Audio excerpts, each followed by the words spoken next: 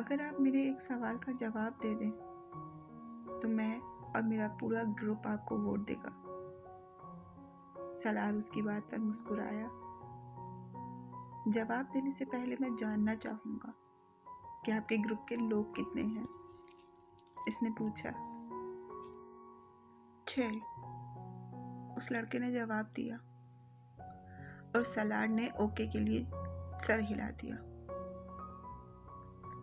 आपको कुछ हिसाब किताब करते हुए मुझे बताना है कि अगर हम 2, 6, 7, 8, 9, 5 में 9, 5, 2, 8, 5, 2 को जमा करें, फिर उसमें से 3, 9, 9, 9, 9, 9 को तफरीक करें, फिर उसमें से 9, 2, 9, 2, 9, 2 को जमा करें और उसे दूसरी तरफ श्रीलंकन लड़का ठहर ठहर कर एक कागज पर लिखा हुआ एक सवाल पूछ रहा था। 6 के साथ ज़र्ब दें, फिर इसे 2 के साथ तकसीम करें और जवाब में 4, 9, 2, 3, 5, 9 को जमा कर दें तो क्या जवाब आएगा? वो लड़का अपनी बात मुकम्मल ना कर सका। 8, 1, 4, 2, 4, 7, 3। बड़ी बर्क रफ्तारी के साथ सलार ने जवाब दिया। उस लड़के ने कागज पर एक नज़र दौड़ाई और फिर कुछ बेयकीनी से सर हिलाते हुए तालियां बजाने लगा। फैजान अकबर को इस वक्त अपना आप एक एक्स्ट्रा से ज़्यादा नहीं लगा। पूरा हॉल उस लड़के के साथ तालियां बजाने में मसरूफ़ था। फैजान अकबर को वो पूरा प्रोग्राम एक मजाक महसूस होने लगा। 1 घंटे के बाद जब वो सलार सिकंदर से पहले इस स्टेज से उतर रहा था तो वो जानता था कि वो मुकाबले से पहले ही मुकाबला हार चुका था। 150 के IQ लेवल वाले इस लड़के से उसे ज़िंदगी में इससे पहले कभी इतना हसद महसूस नहीं हुआ। इमामा, आप लाहौर कब जाएंगी? वो अपने नोट्स को देखते हुए चौंकी। सर उठाकर उसने साद को देखा। वो साइकिल की रफ्तार को अब बिल्कुल आहिस्ता किए उसके गिर्द चक्कर लगा रहा था। कल। क्यों? तुम क्यों पूछ रहे हो? इमामा ने अपनी फाइल बंद करते हुए कहा। जब आप चली जाती हैं तो मैं आपको बहुत मिस करता हूँ। क्यों? इमामा ने मुस्कुराते हुए पूछा। क्योंकि आप मुझे बहुत अच्छी लगती हैं और आप मेरे लिए बहुत से खिलौने लाती हैं और आप मुझे सैर करवाने के लिए लेके जाती हैं और आप मेरे साथ खेलती हैं, इसलिए। इसने तफसीली जवाब दिया। आप मुझे अपने साथ लाहौर नहीं ले जा सकती? इमामा अंदाज़ा नहीं कर सकी ये तजवीज़ थी या सवाल। मैं कैसे ले जा सकती हूँ? मैं तो खुद हॉस्टल में रहती हूँ और तुम कैसे रहोगे वहाँ? साथ साइकिल चलाते हुए कुछ सोचने लगा। फिर उसने कहा, तो फिर आप जल्दी यहाँ आया करें। अच्छा भाई, जल्दी आया करूँगी। इमामा ने मुस्कुराते हुए कहा। तुम ऐसा करो कि मुझसे फ़ोन पर बात कर लिया करो, मैं फ़ोन किया करूँगी तुम्हें। हाँ, ये ठीक है।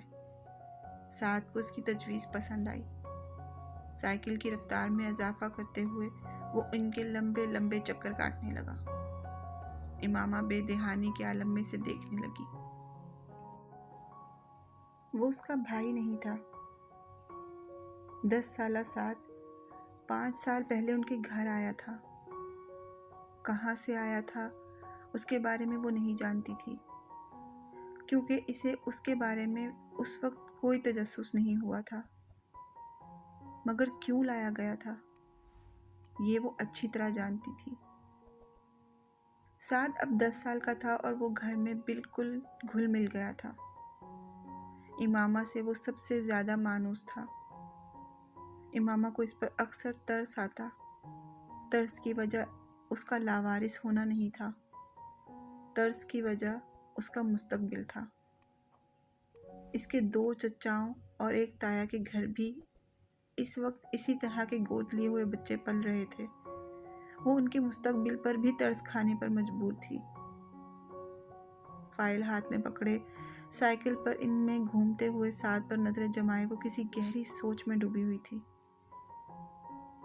उसे देखते हुए वो उसी तरह की बहुत सी सोचों में उलझ जाती। मगर इसके पास कोई हल नहीं था। वो उसके लिए कुछ नहीं कर सकती थी। वो चारों इस वक्त लाहौर के रेड लाइट एरिया में मौजूद थे। उनकी उम्रें 18-19 साल के लगभग थी और वो अपने हुलिये से वो चारों अपर क्लास के लगते थे। मगर वहाँ ना उनकी उम्र कोई नुमाया कर देने वाली चीज़ थी और ना ही उनकी अपर क्लास से ताल्लुक़ रखने की इम्तियाजी खुसूसियत, क्योंकि वहाँ पर उनमें से भी कम उम्र लड़के आते थे और अपर क्लास में इसी इलाके के मुस्तकिल कस्टमर्स में शामिल थे। चारों लड़के रेड लाइट एरिया की टूटी हुई गलियों से गुजरते जा रहे थे। 3 लड़के आपस में बातें कर रहे थे, जबकि सिर्फ चौथा कदरे तजस्सुस और दिलचस्पी से चारों तरफ देख रहा था, जैसे वो पहली बार वहां आया था। और इन तीनों के साथ थोड़ी देर बाद होने वाली इस गुफ्तगू से ये जाहिर हो रहा था कि वो वाकई वहां पहली बार आया था। गली के दोनों तरफ में खुले दरवाज़ों में जो बनाव सिंगार किए नीम और या कपड़ों में मलबूस हर उम्र और हर शक्ल की औरत खड़ी थी। सफ़ेद, सांवली, सियाह, गंदुमी, बहुत खूबसूरत, दरमियानी और मामूली शक्ल सूरत वाली। गली में हर शक्ल और उम्र का मर्द गुजर रहा था। वो लड़का वहां से गुजरते हुए हर चीज पर गौर कर रहा था। तुम यहाँ कितनी बार आए हो? चलते चलते उस लड़के ने अचानक अपने दाईं तरफ चलने वाले लड़के को मुखातिब करते हुए कहा। वो लड़का जवाबन हंसा। कितनी बार? ये पता तो नहीं, अब तो गिनती भी भूल चुका हूँ। अक्सर आता हूँ यहाँ पर, उस लड़के ने कदरे फखरिया अंदाज में कहा। इन औरतों में मुझे कोई अट्रैक्शन महसूस नहीं हो रही। नथिंग स्पेशल अबाउट देम, इसने कंधे उचकाते हुए कहा। अगर कहीं रात ही गुजारनी हो तो कम से कम एनवायरनमेंट तो अच्छा हो। It's such a dirty filthy place. इसने गली में मौजूद गड़ों और कूड़ों के ढेर को देखते हुए कुछ नागवारी से कहा। फिर गर्लफ्रेंड्स के होते हुए यहाँ आने की क्या जरूरत है? इसने इस बार अपनी भवें उचकाते हुए कहा। इस जगह का अपना ही एक चार्म है। गर्लफ्रेंड्स और यहाँ की औरतों का कोई मुकाबला नहीं। गर्लफ्रेंड्स इस तरह के डांस तो नहीं दिखा सकती जो अभी कुछ देर बाद तुम देखोगे। तीसरा लड़का हंसा। और फिर पाकिस्तान की जिस बड़ी एक्ट्रेस का डांस दिखाने हम तुम्हें ले जा रहे हैं वो तो बस। दूसरे लड़के की बात पहले लड़के ने काट दी। उसका डांस तो तुम पहले भी दिखा चुके हो। अरे वो तो कुछ भी नहीं था। भाई की शादी पर एक मुजरा किया था, मगर यहाँ पर तो बात ही कुछ और होती है। वो एक्ट्रेस तो एक पोश इलाके में रहती है, फिर यहाँ क्यों आती है? पहले लड़के ने कुछ गैर मुतमईन अंदाज में इससे पूछा। ये तुम आज खुद उससे पूछ लेना, मैं कभी उससे इस तरह के सवाल नहीं करता। दूसरे लड़के की बात पर बाकी दोनों लड़के हंसे, मगर तीसरा उसी तरह चुभती हुई नजरों से उसे देखता रहा। उनका सफ़र बिला आखिर उस गली के आखिर में एक इमारत के सामने ख़त्म हुआ। इमारत के नीचे मौजूद दुकान से तीनों लड़कों ने मोतिये के बहुत सारे हार खरीदे और अपनी कलाइयों में बांध लिए।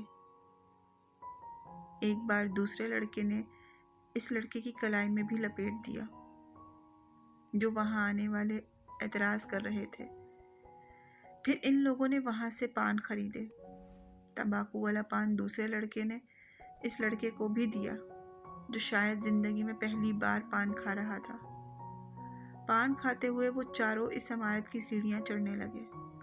ऊपर पहुंचकर पहले लड़के ने एक बार फिर तनकीदी नज़रों से चारों की तरफ देखा और फिर उनके चेहरे पर इत्मीनान की एक झलक नमूदार हुई।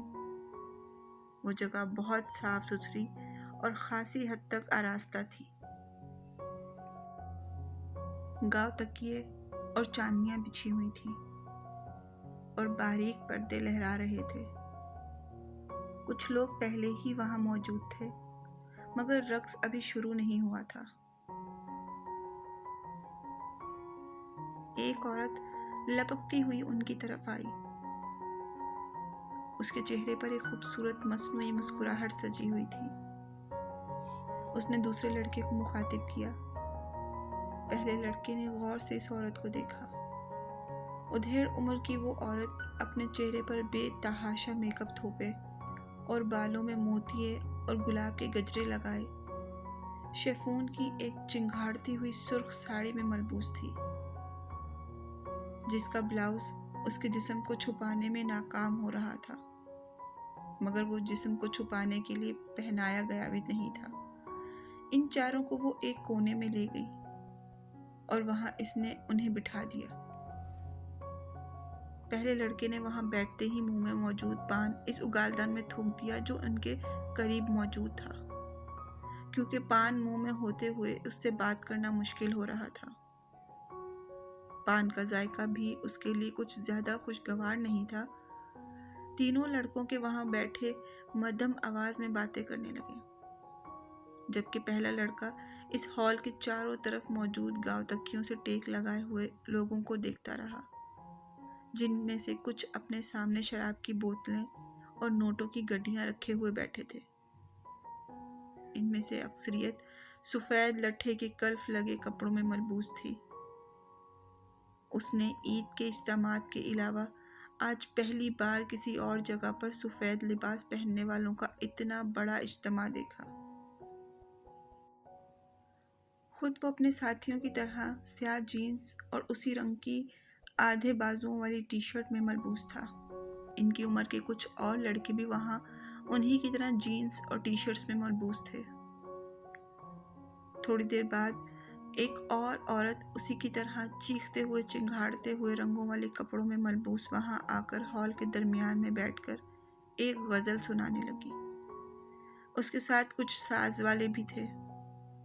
2 गजलें सुनाने और अपने ऊपर उछाले जाने वाले कुछ नोट उठाकर वो खासी खुश और मुतमईन होकर चली गई और उसके जाने के फौरन बाद ही फिल्म इंडस्ट्री की वो एक्ट्रेस हॉल में दाखिल हुई और हॉल में मौजूद हर मर्द की नज़र उससे जैसे चिपक कर रह गई हो।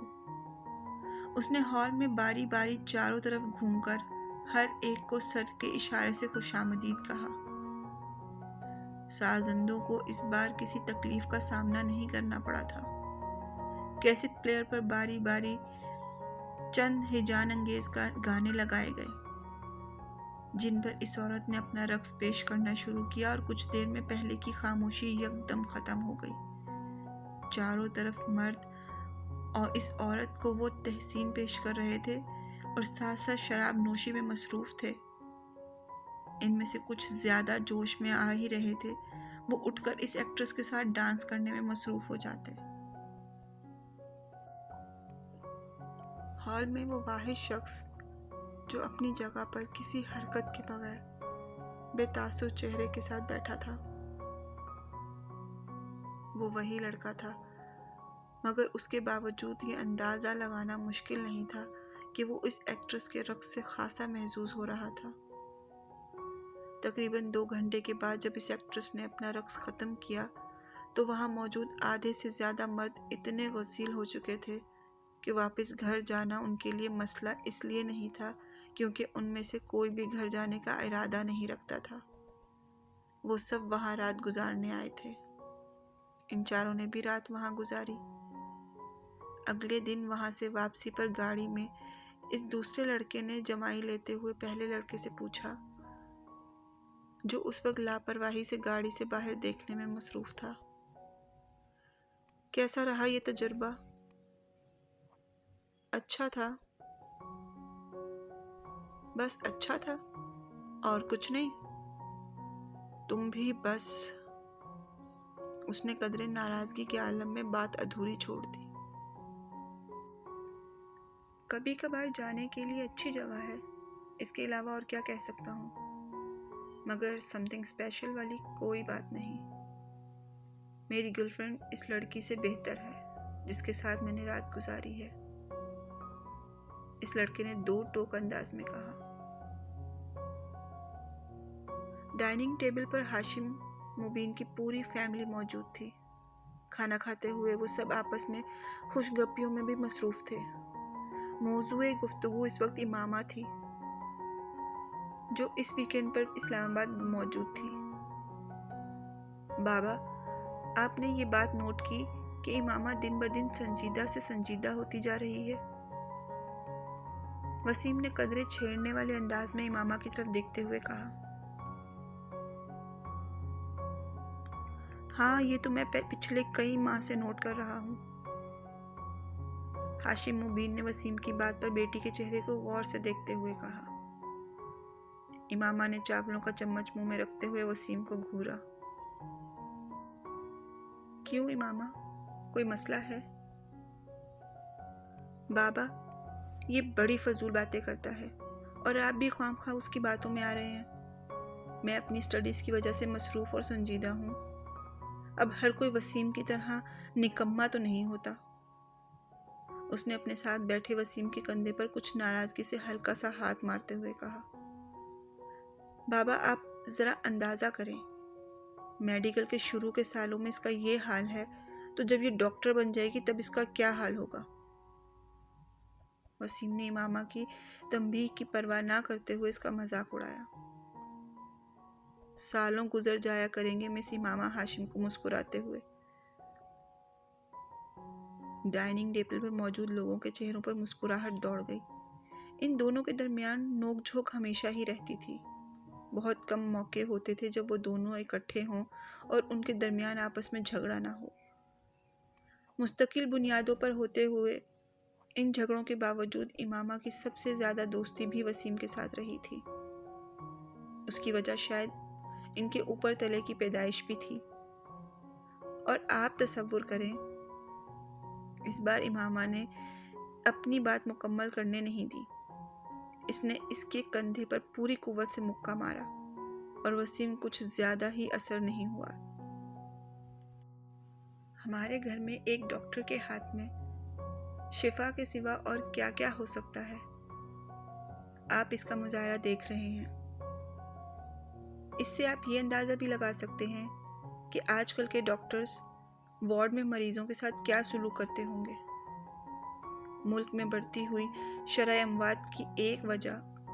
बाबा, इसको मना करें, इमामा ने बिलाखिर हथियार डालते हुए हाशिम मुबीन से कहा। वसीम। हाशिम मुबीन ने अपनी मुस्कुराहट जब्त करते हुए वसीम को झड़का और वो बड़ी सादतमंदी से फौरन खामोश हो गया। उसने पूरे लिफाफे को ग्राइंडर में खाली कर दिया और फिर उसे बंद करके चला दिया। खानसामा इसी वक्त अंदर आया। छोटे साहब, लाए मैं आपकी मदद कर दूं? वो उसकी तरफ बढ़ा मगर उसने हाथ के इशारे से इसे रोक दिया। नहीं, मैं खुद कर लेता हूँ, तुम मुझे दूध का एक गिलास दे दो, इसने ग्राइंडर ऑफ करते हुए कहा। खानसामा एक गिलास में दूध लेकर इसके पास चला आया। दूध के आधे गिलास में इसने ग्राइंडर में मौजूद तमाम पाउडर डाल दिया और एक चम्मच से अच्छी तरह हिलाने लगा। फिर एक ही सांस में वो दूध पी गया। खाने में आज क्या पकाया है तुमने? इसने खानसामा से पूछा। खानसामा ने कुछ डिशेस गिनवानी शुरू कर दी और उसके चेहरे पर कुछ नागवारी उभर आई। मैं खाना नहीं खाऊंगा, सोने जा रहा हूँ, मुझे डिस्टर्ब मत करना, इसने सख्ती से कहा और किचन से निकल गया। पैरों में पहनी हुई बाटा की चप्पल को वो फर्श पर तकरीबन घसीट रहा था। उसकी शेप बड़ी हुई थी और आंखें सुर्ख थीं। शर्ट के चंद एक के सिवा सारे ही बटन खुले हुए थे। अपने कमरे में जाकर इसने दरवाजे को लॉक कर लिया और वहां मौजूद जहाजी साइज के म्यूजिक सिस्टम की तरफ बढ़ गया और कमरे में बोल्टन का when a man loves a woman बुलंद आवाज में बजने लगा और रिमोट लेकर अपने बेड में आ गया और औंधे मुंह बेतरतीबी के आलम में लेट गया। इसका रिमोट वाला बायां हाथ बेड से नीचे लटक रहा था और मुसलसल हिल रहा था। कमरे में बेड और उसके अपने हुलिये के अलावा हर चीज अपनी जगह पर थी। कहीं पर भी कुछ भी बेतरतीब नहीं था। कहीं पर गिर्द का एक जरा तक नजर नहीं आ रहा था। म्यूजिक सिस्टम के पास मौजूद दीवारी शेल्फ में तमाम ऑडियो और वीडियो कैसेट्स बड़े अच्छे तरीके से लगी हुई थी। एक दूसरी दीवार में मौजूद रैक्स पर किताबों की एक बड़ी तादाद मौजूद थी। कोने में पड़ी हुई कंप्यूटर टेबल से आया था कि इसे इस्तेमाल करने वाला बहुत ऑर्गेनाइज्ड है। कमरे की मुख्तलिफ दीवारों पर बॉलीवुड की एक्ट्रेसेस और वहां के बैंड्स के पोस्टर्स लगे हुए थे।